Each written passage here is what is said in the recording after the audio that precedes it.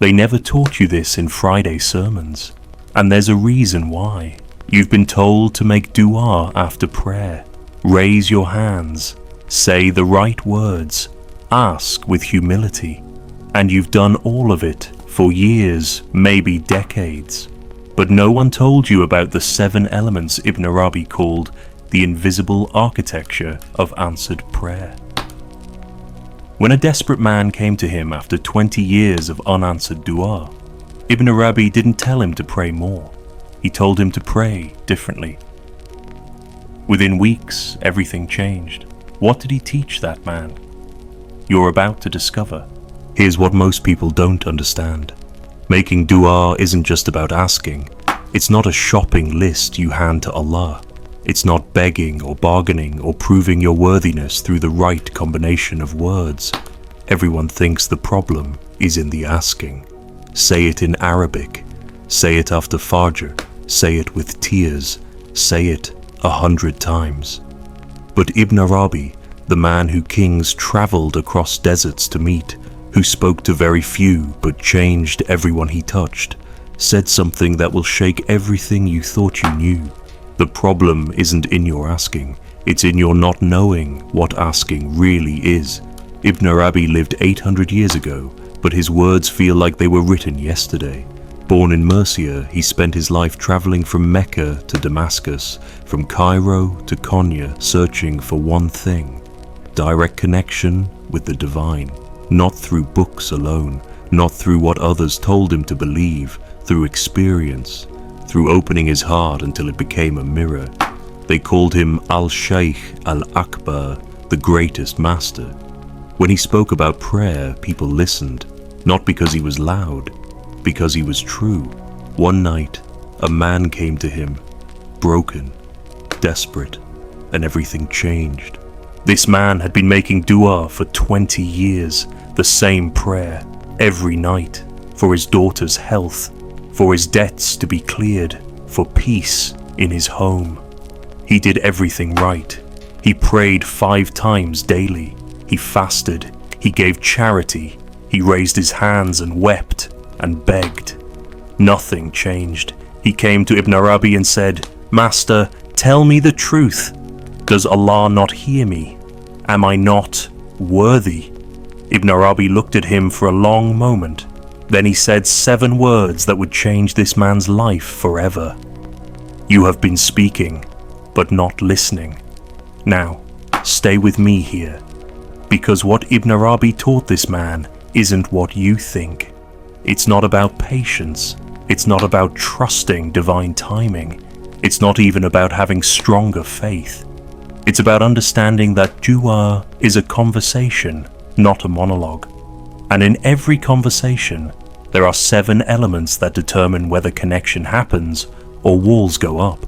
7 invisible structures that either open the door between you and the divine or keep it locked shut. But here's what will shock you. Most people only use 2 of these 7, and then they wonder why heaven feels far away. Let me tell you what happened to that desperate man. Ibn Arabi didn't give him a new prayer. He didn't tell him to add more words or find a better time or cry harder. Instead, he took him outside. It was night. The stars were infinite above them, scattered like salt across black cloth. Ibn Arabi pointed up. "When you look at the stars," he said, "do you demand they shine for you? Do you beg them to exist?" The man shook his head, confused. "No," Ibn Arabi continued. "You simply witness them.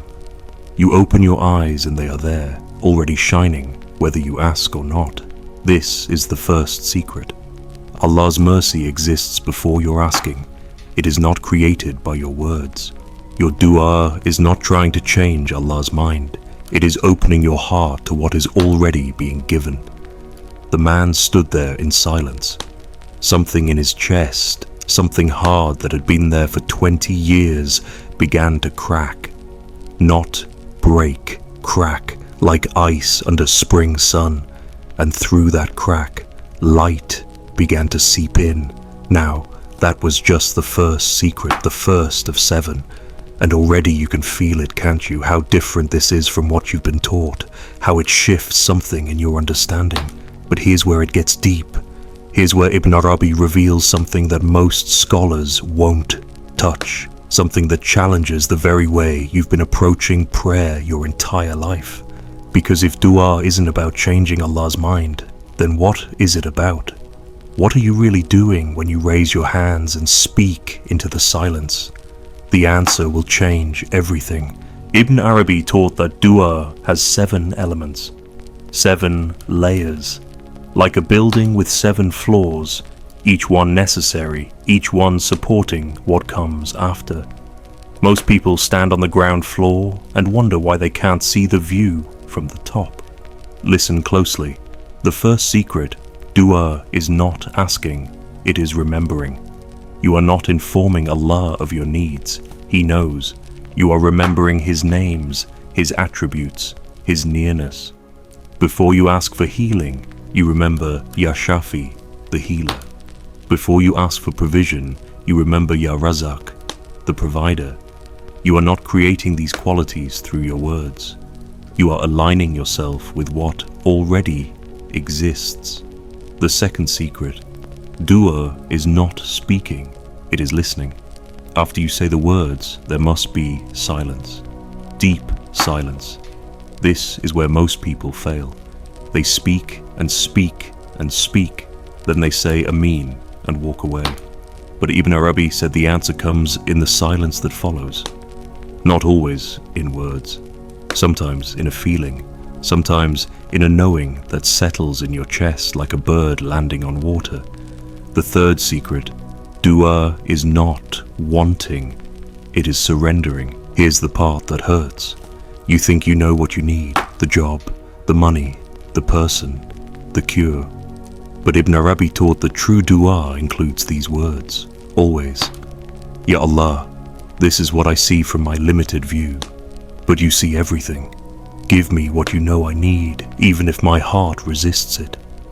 This is where the desperate man wept, because he realized he had been fighting, not surrendering, demanding, not trusting. Most people make dua from their ego, not their soul. Let me explain what that means. Your ego wants comfort, it wants recognition, it wants ease, it wants what looks good, what feels safe, what others have. So you pray for these things, and when they don't come, you think Allah is withholding from you. But your soul wants truth, it wants growth, it wants proximity to the divine, even if that means walking through fire to get there. And Allah answers the soul, not the ego. This is why people who pray for comfort sometimes receive hardship instead, not as punishment, as answer, because the soul asked for growth, and the ego translated it as asking for ease. Ibn Arabi said, when your dua is not answered the way you wanted, check which part of you was asking. Were you praying from the frightened child inside you who just wants pain to stop? Or were you praying from the deep self that knows pain is sometimes the chisel that carves you into who you're meant to be? The difference is everything. This could be why you keep feeling ignored, why you pray and nothing changes, why you've started to wonder if Allah hears you at all. You're asking from the wrong place, with the wrong understanding, using only 2 of the 7 elements, words and wanting, and wondering why the door won't open. If you ignore this, you'll spend another year, another decade, making the same mistake, raising your hands with the same confusion, feeling the same emptiness after you say, Ameen, questioning your worth, your faith, your place in this universe. But it doesn't have to be that way. Ibn Arabi taught that when you align all 7 elements, dua stops being something you do and becomes something you are. Prayer is no longer an event that happens 5 times a day or when desperation strikes. It becomes your state of being, your breath, your heartbeat, the way you walk through the world. And when that happens, the question stops being, why isn't my dua answered? And becomes, How did I not see that every moment was an answer? Let me give you the remaining 4 secrets. Write these down. Don't just read them. Let them sink into your bones. The 4th secret, dua requires presence. You cannot pray while your mind is scattered across 1,000 worries. Before you raise your hands, take 3 deep breaths. Feel your body. Notice where you're sitting or standing. Bring yourself fully into this moment. Ibn Arabi called this collecting yourself before you offer yourself. An absent prayer is not a prayer. It's just words thrown into wind. The 5th secret, dua requires gratitude first. Always. Before you ask for what you don't have, acknowledge what you do. Not as a bargaining chip. Not to prove you're grateful, so Allah will give you more. But because gratitude opens the heart the way sunlight opens a flower. A closed heart cannot receive, even when the answer is being poured. The 6th secret, dua requires action. You cannot pray for healing and refuse to change the habits that made you sick. You cannot pray for provision and refuse to seek work. You cannot pray for love and keep your heart locked behind walls. Prayer is the seed. Action is the water. Both are necessary. Ibn Arabi taught, work as if everything depends on you. Pray as if everything depends on Allah. The truth is both are true. The 7th secret, dua requires time. Not the time it takes for Allah to answer, the time it takes for you to become ready to receive. Sometimes the answer is already there, hovering like rain above you, but you have not yet opened your hands. You have not yet stretched. You have not yet become the person who can hold what you're asking for. Patience is not waiting. Patience is transformation. When you start praying this way, with all 7 elements aligned, watch what happens. Not overnight, maybe not even in a week, but slowly, like dawn breaking, you'll notice. The heaviness that used to sit in your chest after prayer will lift. That feeling of speaking into empty space will transform into a sense of being held, of being heard, of being part of a conversation that never actually stopped. You'll notice that some prayers you made years ago are being answered now, in ways you couldn't have imagined back then. You'll understand that the silence was not absence, it was preparation. And then, one day, you'll realize the most shocking thing of all.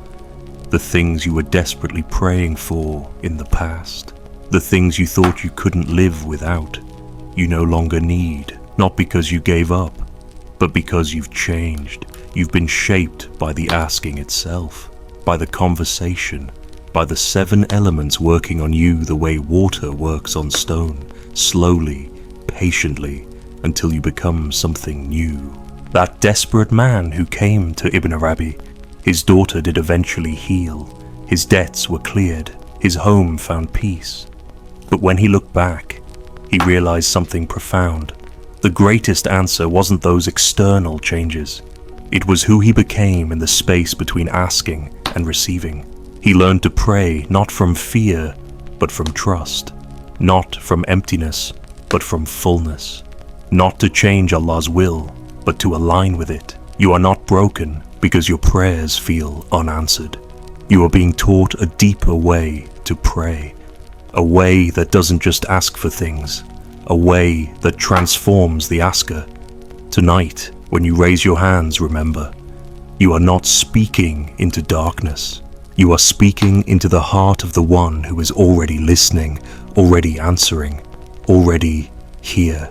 If these 7 secrets touch something in your heart, let them touch another. Share this with someone who needs to remember that their prayers are heard even in the silence. Until we meet again, may your dua be deep, may your heart be open, and may you never forget, you are already answered.